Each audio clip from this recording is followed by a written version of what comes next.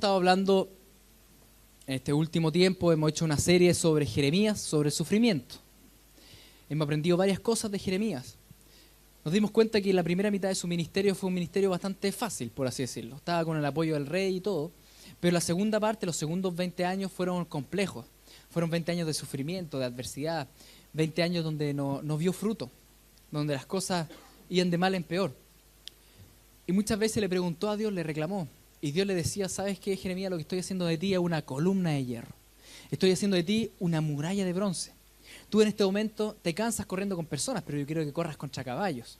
¿Se acuerdan? Hemos estado ahí estudiando el tema de Jeremías y la importancia también de ser agradecidos, de no volvernos quejumbrosos, de entender, así como lo entendió David en su tiempo y Job, que aunque las circunstancias estén muy mal, Dios siempre es digno de alabanza. Hemos estudiado cómo Jeremías, por ejemplo, le quemaron un libro que escribió durante 2 años con Baruch, ¿se acuerdan? Se lo quemaron. Y Dios después le dice, escríbelo otra vez, para peor, ¿no es cierto? Y él escribe uno más grande todavía, uno mejor. Vimos cómo Jeremías pasó mucho tiempo en prisión domiciliaria por haber predicado. Después vimos cómo predicó públicamente y toda la multitud se abalanzó sobre él. Vimos cómo Jeremías, después por justamente publicar este rollo, es fugitivo y tiene que arrancar del rey. Finalmente, Jeremías, haciendo un trámite, ¿no es cierto?, por un tema de herencia, lo toman preso, lo torturan y lo encarcelan. Por nada, por una tontera, por hacer un trámite. ¿Se acuerdan, no es cierto? O sea, Jeremías se las sufrió todas. Y en ese momento, cuando uno dice ya, no puede haber más sufrimiento, ¿qué más? Señor, ¿pero cuánto más? Sucede esto, capítulo 38.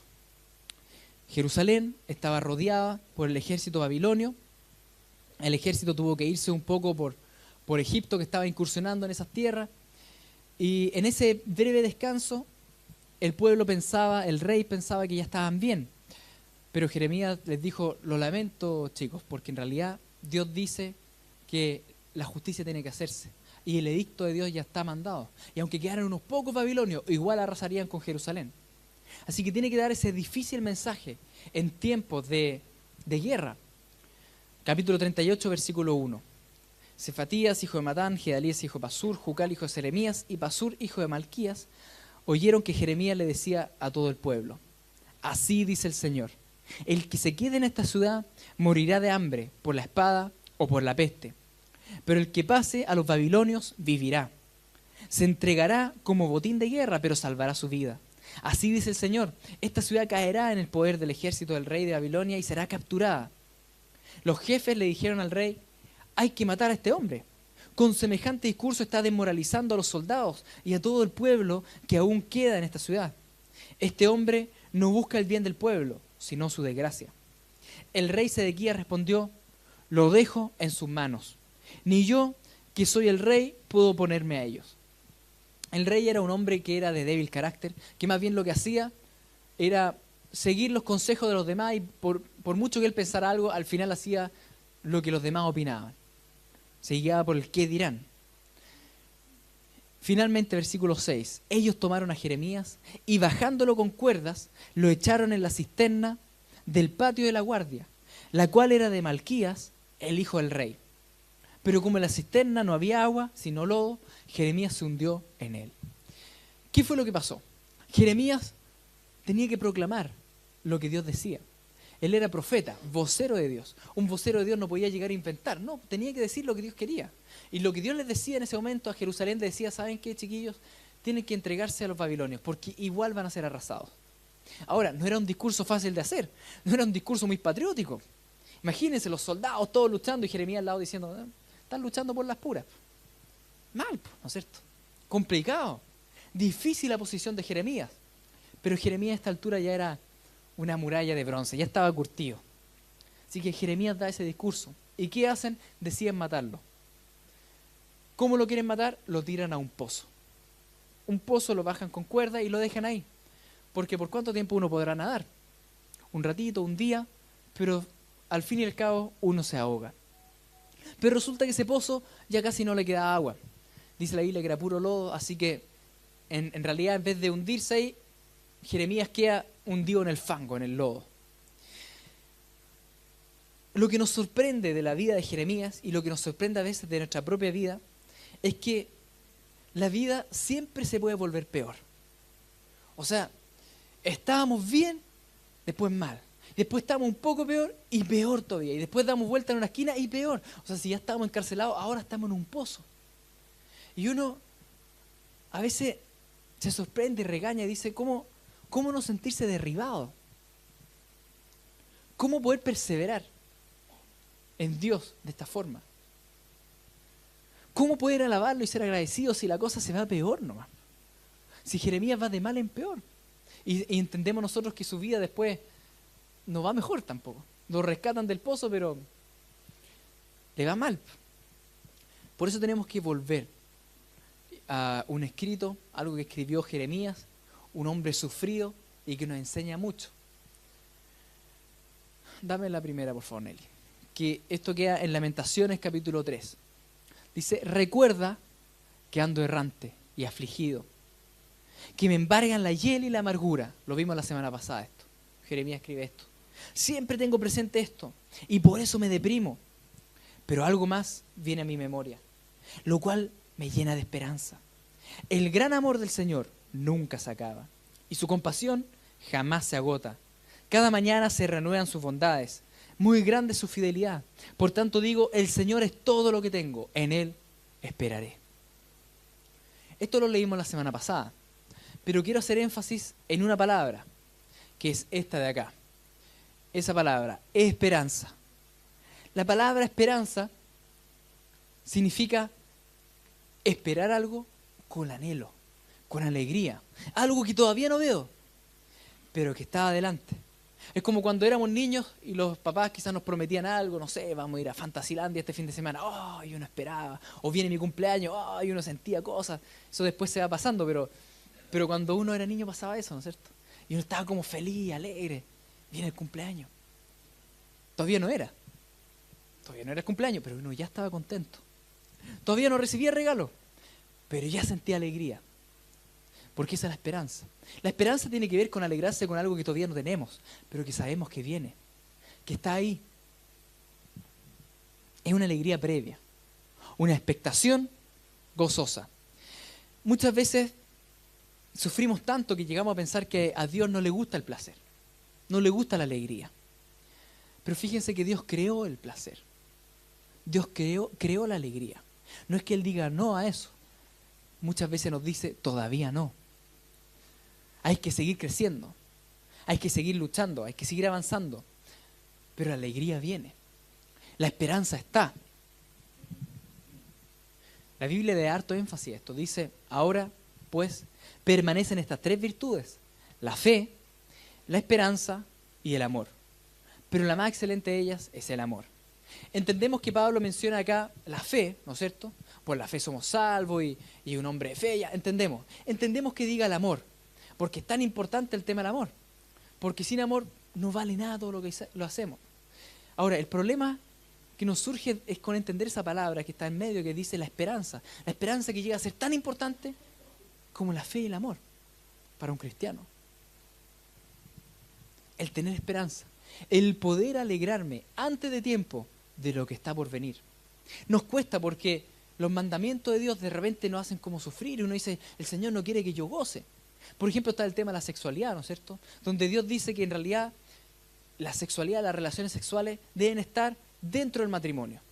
Todo lo demás es inmoralidad sexual. Nos complica porque el mundo dice, pero ¿qué tiene de malo? ¿Por qué tener relaciones sexuales dentro del matrimonio si es tan rico? ¿Por qué? Ahora, lo que la Biblia nos dice no nos dice no, nos dice todavía no. Hay que esperar el tiempo hasta que sea dentro de un marco que Dios pone de protección. Cuando Dios nos da leyes es para nuestra protección y para proveernos algo mejor. Cuando uno se sale de esas leyes y después uno anda cosechando, uno se da cuenta que en realidad no me convenía. No me convenía la promiscuidad, no me convenía el adulterio. Por mucho que tenía ganas, en realidad los más perjudicados somos nosotros mismos y bueno, y todas las personas que herimos de paso. Entonces, la verdad es que cuando Dios nos manda cosas es para nuestro propio bien. Es para protegernos y para proveernos algo mejor. Ahora, Lo complejo es realmente creerle a Dios y realmente creerle que Él tiene planes para nuestro bien, no para nuestro mal. Y en medio del sufrimiento nos cuesta levantar la mirada y decir, en realidad, sí hay una esperanza. Sí hay algo que viene que es mucho mejor. Dios, por esencia, dice, es un Dios de esperanza. Romanos 15 dice que el Dios de la esperanza lo llene de toda alegría y paz a ustedes que creen en Él, para que rebosen de esperanza por el poder del Espíritu Santo. Dios de por sí es un Dios de esperanza. Él nos quiere llenar de alegría y de gozo.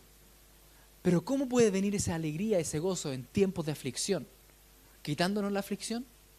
No, sino que prometiéndonos cosas mucho mayores. Las promesas de Dios, que no fallan, que no cambian y que están ahí. Eso nos llena de gozo. Eso nos llena de esperanza. Vivimos en una sociedad que no tiene esperanza, que no mira a largo plazo, sino que solo mira a corto plazo. Las cosas de ahora. Cuando uno les dice, bueno, ¿y qué viene después de la muerte? No, ¿qué después de la muerte? No, no hay esperanza. ¿Y qué viene más adelante? No, nada. Así que, frente a la desesperanza, ¿qué es lo lógico? Que uno empieza a invertir su tiempo y su dinero en el ahora, en el aquí, ¿no es cierto? En el disfrutar ahora, en el lo comido y lo bailado no me lo quita nadie. Así que, reventémonos carreteando total. ¿Quién sabe si mañana nos morimos? No hay esperanza. Ahora, lamentablemente, hay muchos cristianos que también se olvidan de la bendita esperanza, de lo que Dios tiene para nosotros. Y la Biblia le pone mucho énfasis a esto. Porque dice, nosotros que somos del día, por el contrario, estemos siempre en nuestro sano juicio, protegidos por la coraza de la fe y del amor. Ojo, aparecen nuevamente dos palabras ahí, la fe y el amor, ¿no es cierto? Una coraza de protección, pero también por el casco de la esperanza de salvación. Pues Dios no nos destinó a sufrir el castigo, sino a recibir la salvación por medio de nuestro Señor Jesucristo. ¿Qué protege el casco? Nuestra cabeza, nuestra mente, nuestros pensamientos. Y Pablo dice que ese casco es la esperanza de salvación. Cuando estamos en medio del lodo, cuando estamos en el pozo, cuando estamos en medio de los sufrimientos, es la esperanza de salvación la que protege nuestra forma de pensar, la que nos da gozo. Y el gozo en el Señor es nuestra fortaleza. Es la esperanza en el futuro, es la esperanza en que este sufrimiento va a acabar. Y fue en ese contexto donde Jesucristo dijo una locura como esta: dichosos serán ustedes cuando por mi causa la gente los insulte. Dichosos, ¿qué significa dichosos? Felices, alegres, dichosos cuando los insulten, cuando los persigan y levante contra ustedes toda clase de calumnias. ¿Qué es una calumnia? Que digan algo de nosotros que no es verdad. Oye, esta persona, fíjate, escuché esto y lo otro, y mentira, fíjense. Ahora, cuando nosotros escuchamos que alguien dijo una calumnia de nosotros, ¿estamos contentos? Nos alegramos así, ¡oh, gloria a Dios! Me han calumniado. ¿Acaso estamos dichosos porque andan contando mentiras sobre mi vida? Ahora Jesucristo dijo, estén dichosos, estén felices. ¿Por qué? ¿Cómo? Porque le espera una gran recompensa en el cielo. ¿A dónde estaba el foco de Jesucristo? ¿En la actualidad? No. Estaba puesta en el futuro. Entonces, por mucho que vivamos adversidad ahora, en realidad el foco estaba puesto ¿a dónde? En lo que vendrá. Entonces, tal vez nos calumnien ahora, pero no importa, llénense de júbilo, porque tenemos una esperanza que está puesta en el futuro. Pablo sufrió azotes, apedreos, naufragios, persecuciones y hambre. Y entendió esto perfectamente. Dice lo siguiente Pablo, alguien que sufrió mucho, como Jeremías. Y dice, si la esperanza que tenemos en Cristo fuera solo para esta vida, ojo, si la esperanza que tenemos es solo para esta vida, ¿saben qué? Seríamos los más desdichados de todos los mortales. Seríamos los más desdichados. Porque en esta vida me apedrean, dice Pablo. Porque en esta vida me calumnian. Porque en esta vida sufro antagonismo y lucho contra el pecado y lucho contra la sociedad. Y en esta vida has sido lapidado a muerte, he pasado hambre. En esta vida se ha sufrido mucho, he sufrido mucho. Si mi esperanza estuviera solo en esta vida, dice Pablo, entonces soy el más desdichado después de Jeremías. Pésimo. ¿Y nosotros entendemos esto como Pablo? Que nuestra esperanza no puede estar fundamentada en esta vida, porque esta vida no es el cielo. Por mucho que nuestra pega sea aterrizar el reino de los cielos acá en esta tierra, la tierra sigue siendo tierra, no es el cielo. Eso significa que va a haber adversidad, que va a haber sufrimiento. Cristo dijo, en el mundo enfrentarán aflicción, pero no se preocupen, yo estaré con ustedes. Porque el mensaje del Evangelio no es un mensaje de no sufrimiento, sino que es un mensaje de sufrirás y sufrirás mucho, pero ya estaré contigo. ¿Y sabes qué? Hay una esperanza futura. Hay una esperanza más allá. Por eso Jeremías, en medio del sufrimiento, pudo escribir, ¿saben qué? Estoy muy deprimido, pero en esta depresión algo me llena de esperanza. Mirando a futuro. Fue Jeremías el que escribe en el capítulo 30 sobre la restauración futura de Israel. Jerusalén que estaba siendo arrasada, destruida. Y él escribe cosas como esto. Pero yo te restauraré y sanaré tus heridas, afirma el Señor. Porque te han llamado la desechada, la pobre de Sión, la que nadie le importa. Así dice el Señor, restauraré las fortunas de las carpas de Jacob y tendré compasión de sus moradas. La ciudad resurgirá sobre sus ruinas y el palacio se asentará en el lugar debido. Fue Jeremías, el mismo que decía, ahora viene la destrucción. El que decía, pero ¿saben qué? Hay una esperanza y hay una reconstrucción posterior. Fue el mismo Jeremías el que dijo uno de los versículos más importantes del Antiguo Testamento, que vendría un nuevo pacto. Un nuevo pacto que no solo sería para el pueblo de Israel, sino que para toda la humanidad. Y escribe esto en el capítulo 32, versículo 39. Haré que haya coherencia entre su pensamiento y su conducta, a fin de que siempre me teman, dice el Señor, para su propio bien y el de sus hijos. Haré con ellos un pacto eterno. Nunca dejaré de estar con ellos para mostrarles mi favor. Pondré mi temor en sus corazones y así no se apartarán de mí. Me regocijaré en favorecerlos y con todo mi corazón y con toda mi alma los plantaré firmemente en esta tierra. Y a través de Jeremías, Dios da un mensaje de esperanza de un nuevo pacto, que ya no va a ser externo, ya no va a ser ritualista, sino que de adentro hacia afuera. Un corazón renovado y entregado, un corazón que era de piedra y que Dios cambia en corazones de carne. A través de Jeremías, a través del sufrimiento, Dios siempre dando los destellos de esperanza, porque viene un futuro mejor, porque la salvación vendrá y para todas las naciones. Esa esperanza de Jeremías fue la que sostuvo a hombres como a Daniel, por ejemplo. Daniel, que en el exilio nos cuenta el capítulo 9, versículo 1, que leía las cartas de Jeremías, el rollo que había escrito. Y eso lo llenaba de esperanza. Y empezaba a orar y decía, Señor, ¿cuándo va a ser todo esto? ¿Se acuerdan de eso? Daniel, animado por Jeremías, un tipo sufrido. Nuestra esperanza no está en esta vida. No está en tener una buena pega, en que algún día voy a ganar un buen sueldo, en que algún día tendré mi casa propia. Nuestra esperanza no está acá. Nuestra esperanza es la vida eterna, la cual Dios, que no miente, ya había prometido antes de la creación. Nuestra esperanza está mucho más allá. Porque entendemos que el que ríe al final, ríe mejor, ¿no es cierto? ¿Entendemos eso? Así que por mucho que suframos hoy día, levantamos la mirada. Y nosotros, en cambio, por la obra del Espíritu y mediante la fe, aguardamos con ansias la justicia, que es nuestra esperanza. Tal vez me calumnian, tal vez hoy día veo mucha injusticia, tal vez me han hecho mucho daño y estoy con rabia. Mi pega hoy día, mi trabajo es perdonar por decisión y hacerlo, entendiendo que mi esperanza está en el futuro, en que Dios hará justicia, en que Dios es el juez justo, que todos vamos a tener que comparecer ante Él un día y rendirle cuenta. Entonces yo hoy día, ¿qué tengo que hacer? Perdonar, dejar a un lado toda amargura. Nuestra recompensa está en el futuro. Así sucederá también en la resurrección de los muertos. Lo que se siembra en corrupción va a resucitar en incorrupción. Lo que se siembra en oprobio se resucita en gloria. Lo que se siembra en debilidad resucitará en poder. Se siembra un cuerpo natural, pero resucita un cuerpo espiritual. Y acá Pablo está hablando del cuerpo glorificado que vamos a tener después. Tal vez ahora estamos en debilidad. Tal vez ahora tenemos enfermedades. Y luchamos contra esas enfermedades. Y oramos. Y Dios a veces no responde. ¿Y por qué, Señor? Intentamos mantener bien nuestro corazón enfocado.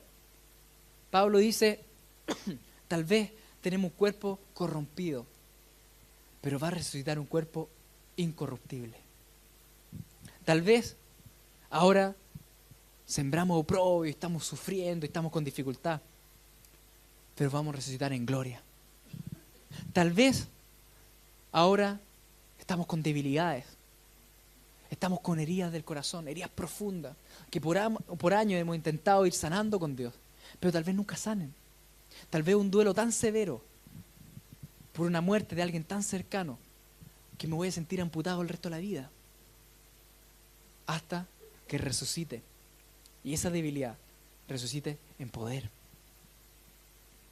Sembramos en un cuerpo natural, en esta vida, en lo que vivimos ahora, en este cuerpo.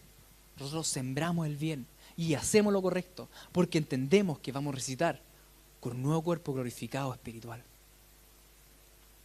Entonces, ¿a dónde está la mira? ¿A dónde tenemos que mirar?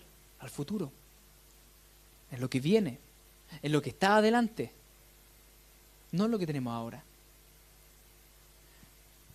El Evangelio muchas veces se predica en cuanto a que Dios te va a restaurar, sanar y te va a aliviar, y es verdad. Pero también sabemos que no todos los dolores que tenemos se van a aliviar en esta vida. Lo sabemos. Que no todas las enfermedades que tenemos se van a sanar. Que no todas las heridas del alma van a ser plenamente restauradas. Vamos a estar en el proceso y vamos a ir creciendo. Pero hay cosas de repente tan profundas y que entendemos que nuestra esperanza está en el futuro. Que acá somos peregrinos, que estamos de paso. Y finalmente nuestra gran esperanza, que está en Apocalipsis 21, que dice así: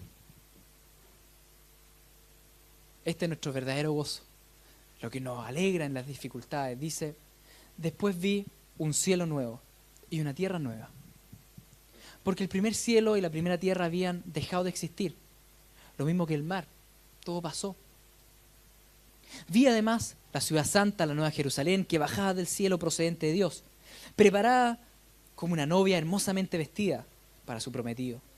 Y oí una potente voz que provenía del trono y decía, aquí, entre los seres humanos, está la morada de Dios.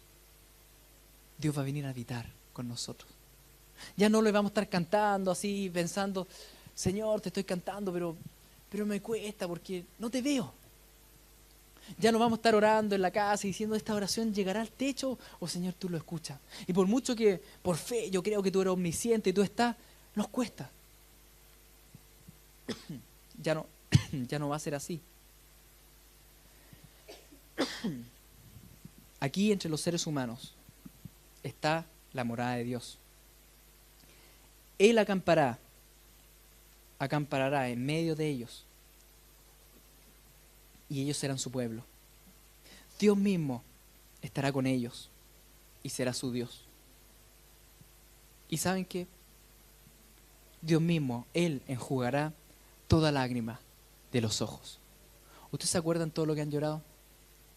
Las penas que han tenido, esas penas que quizás nadie más ha visto, que han llorado solo ahí, en sus pies, en sus casas. Dios las ha visto. ¿Y saben qué? Dios los va a consolar por cada una de esas lágrimas. Y en persona. Tal vez ahora sufrimos. Tal vez ahora nos gustaría un apapache, ¿no es cierto? Que nos abrace, pero no. Pero en el futuro sí. En el futuro Dios nos va a tomar y va a tomar todas esas amarguras, todas esas penas y nos va a abrazar y nos va a consolar. Ya no habrá muerte, ya no habrá llanto, ya no habrá lamento ni dolor. ¿Saben por qué? Porque las primeras cosas han dejado de existir. Y tal vez ese duelo profundo que teníamos acá durante toda la vida, Dios nos va a consolar. Y nos va a abrazar. Y les va a decir, buen siervo fiel. En lo poco fuiste fiel. Sobre mucho te pondré. Esa es nuestra esperanza. Nuestra esperanza está en ver a Cristo cara a cara. En verlo ahí, montado, ¿no es cierto?, en un caballo, el jinete del caballo blanco, y todo el mundo arrodillándose frente a él, y nosotros vamos a decir, yo lo conozco. ¿Y saben qué? Él me conoce. Porque sufrimos juntos durante toda la vida. Sufrimos juntos, vivimos muchas cosas. Pero permanecimos fieles. Él siempre es fiel. Yo también pude permanecer fiel. Él conoce mis dolores. El Rey de Reyes. Así que ahí Cristo se va a bajar del caballo y va a decir, ¿cómo te va? Ahora bien, le vamos a decir. ¿Estamos conscientes de que vamos a vivir todas esas cosas? ¿De que nuestra verdadera vida aún viene? ¿Estamos conscientes que vamos a ver descender ahí la Nueva Jerusalén? Que vamos a ver a Dios cara a cara, nos va a abrazar y va a decir, bueno, sufriste harto, pero aquí estamos, vencimos. Al darnos cuenta de esta gran verdad, cambia nuestra forma de vivir. Queridos hermanos, ahora somos hijos de Dios, pero todavía no se ha manifestado lo que habremos de ser. Sabemos, sin embargo, que cuando Cristo venga, seremos semejantes a Él, porque lo veremos tal como Él es. Así que todo el que tiene esta esperanza en Cristo se purifica a sí mismo, así como Él es puro. Fíjense, el que tiene esta esperanza en Él, ¿saben lo que va pasando? Uno empieza a cambiar su vida. Ya no vivo así a merced del pecado, haciendo cualquier tontera, no. Empiezo a vivir en rectitud, porque me doy cuenta que hay una esperanza, que veo la meta, así que sigo corriendo. Me vuelvo a levantar y vuelvo a luchar contra el pecado, porque hay una esperanza. Cuando entendemos nuestra esperanza, en ese momento empezamos a purificarnos nosotros mismos. Yo sé hacia dónde voy, así que sigo luchando. A pesar de que todo esté en contra de mí, yo voy a seguir luchando. En 1 Pedro, capítulo 4, versículo 12 dice lo siguiente. Así que, queridos hermanos, no se extrañen del fuego de la prueba que están soportando. No se extrañen del fuego de la prueba que están soportando, como si fuera algo insólito. Al contrario, alégrense de tener parte en los sufrimientos de Cristo, para que también sea inmensa su alegría cuando se revele la gloria de Cristo. Acá Pedro nos dice en el capítulo 4 que cuando sufrimos harto, también va a ser inmensa nuestra alegría cuando veamos esa esperanza hecha carne. Dichosos ustedes si los insultan por causa del nombre de Cristo, porque el glorioso Espíritu de Dios reposa sobre ustedes. Que ninguno tenga que sufrir por asesino, ladrón o delincuente, ni siquiera por entrometido. Pero si alguien sufre por ser cristiano, que no se avergüence, sino que alabe a Dios por llevar el nombre de Cristo. Porque es tiempo de que el juicio comience por la familia de Dios. Y si comienza por nosotros, ¿cuál no será el fin de los que se rebelan contra el Evangelio de Dios? Si el justo a duras penas se salva, ¿qué será del impío y del pecador? Así pues, los que sufren según la voluntad de Dios, entréguense a su fiel Creador y sigan practicando el bien. Sigan practicando el bien. No bajen los brazos. No bajen los brazos en el sufrimiento, en la adversidad. Sigamos esforzándonos. Sigamos. Porque de hecho, dijo Pablo finalmente, considero que nada se compara a los sufrimientos actuales con la gloria que habrá de revelarse en nosotros. Fíjense, en otra carta dice, si no hay esperanza, estamos fritos, somos los más desdichados de todos. Pero ahora dice, como hay esperanza, estos sufrimientos son nada. En nada se comparan con lo que vamos a ver. Con vivir en la ciudad de Dios. Con poder estar ante el trono de Dios. En nada se compara. Suframos, dice Pablo. Así que volvemos a leer el versículo lema de estos domingos, Romanos 5:3. Porque sabemos que el sufrimiento, ¿qué produce? Perseverancia. ¿Qué más produce? Entereza, carácter. Y por último, esperanza. Y esta esperanza no nos defrauda, porque Dios ha derramado su amor en nuestro corazón por el Espíritu Santo que nos ha dado. El sufrimiento, esa adversidad, produce que empecemos a perseverar en Dios. ¿Y Dios qué quiere? Perseverancia. El sufrimiento va a llevar que nuestro carácter crezca, que adquiramos entereza, carácter. Por último, el sufrimiento hace que anhelemos el futuro con una esperanza grande. Que nos llenemos de gozo por saber que algún día Dios en persona me va a consolar. Que nos llenemos de gozo porque algún día ya no va a haber pena, ni duelo, ni dolor. Crecemos en esperanza mientras más sufrimos. Anhelamos lo que está por venir. Y podríamos terminar acá, pero no terminamos acá. ¿Saben por qué? Porque al mirar a nuestro alrededor, cuéntenme, ¿ven a más personas que sufren en el mundo? Sí, ¿no es cierto? La pregunta es, ¿ellos tienen esa esperanza que nosotros tenemos? Nosotros sufrimos, sí es verdad, pero tenemos esperanza. ¿Y los demás? Nuestra familia, nuestros compañeros de trabajo, nuestros vecinos, ¿tienen esa esperanza? ¿O sufren y sufren nomás? ¿Saben qué? Recuerden que en ese entonces ustedes estaban separados de Cristo, excluidos de la ciudadanía de Israel y ajenos a los pactos de la promesa, sin esperanza y sin Dios en este mundo. Nosotros alguna vez estuvimos así, sin esperanza y sin Dios. Pero ahora que tenemos esperanza y tenemos a Dios en medio de los sufrimientos, ¿qué vamos a hacer? ¿Nos vamos a quejar? ¿Nos vamos a centrar en nosotros? ¿Vamos a ser egoístas? ¿Vamos a vivir lloriqueando ante Dios, teniendo esta bendita esperanza? ¿Saben qué? No es ético guardarse el mensaje de salvación para nosotros y vivir una vida autorreferente y autocompasiva y en torno a nosotros, cuando el mundo está lleno de personas sin esperanza que sufren. Nuestro trabajo, nuestra labor es hacer discípulos, el levantarnos en medio del sufrimiento y actuar como Jeremías actuó, que se levantó y dijo, ¿saben qué? Esto es lo que Dios quiere y sí hay esperanza, pero tienen que rendirse ante Él. Jeremías en medio del sufrimiento nunca se detuvo en cuanto a compartir el mensaje que Dios quería que compartiera. En medio del sufrimiento nunca se detuvo, a pesar de que sintiera mucha depresión y mucha autocompasión, pero no, había que decir lo que Dios quería que dijéramos. Así que honren en su corazón a Cristo como Señor. Honren en su corazón a Cristo. ¿Cómo? Estén siempre preparados para responder a todo el que les pida razón de la esperanza que hay en ustedes. Personas que se acercan y digan, oye, tú tanto que sufres y sin embargo veo que igual hay esperanza en tu ojo, hay alegría. ¿Por qué? ¿Sabes por qué?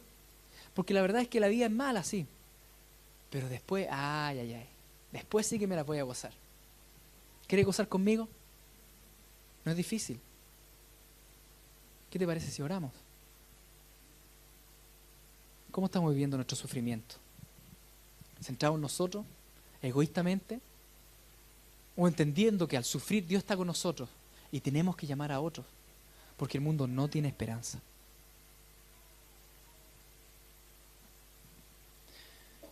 Vamos a orar y le vamos a rogar a Dios de que realmente Él nos ayude a levantar la mirada, a dejar de ver el lodo en el cual estamos hundidos y a seguir avanzando, porque la meta está cerca y porque Cristo viene pronto.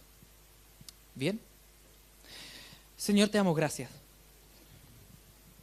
porque entendemos, Señor, y sentimos en nuestro espíritu que tu venida está pronta. Perdónanos por centrarnos en nuestras propias aflicciones, en nuestros sufrimientos, y no proclamar tu mensaje de salvación y de esperanza. Perdónanos por ser egoístas, por ser quejumbrosos, autocompasivos, Señor, cuando lo tenemos todo en ti, cuando tú eres nuestra herencia, cuando tú eres nuestra esperanza, cuando tú nos llenas de gozo. Señor, queremos levantar nuestra mirada, Dejar de quejarnos por nuestras enfermedades porque entendemos que tendremos un cuerpo glorificado.